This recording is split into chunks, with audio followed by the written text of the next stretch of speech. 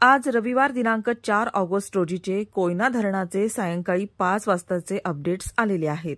यात कोयना धरणात किती क्युसेकने आवक सुरू आहे, किती क्युसेकने विसर्ग सोडला जाणार आहे हे आपण या व्हिडिओच्या माध्यमातून पाहूयात।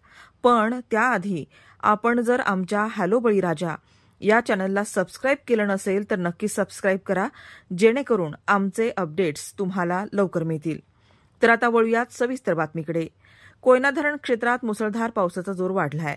कोयना धरण क्षेत्रात 59 मिलीमीटर, नवजा परिसरात 46 मिलीमीटर तर महाबळेश्वरला 102 मिलीमीटर पावसाची नोंद झाली आहे।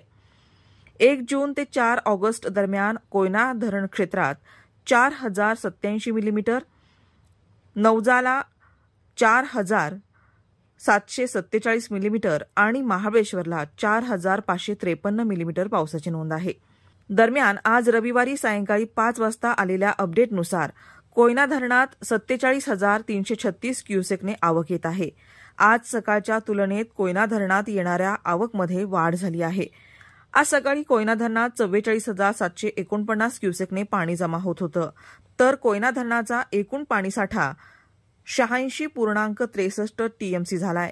यात उपयुक्त पाणीसाठा हा 81.51 टीएमसी इतका आहे।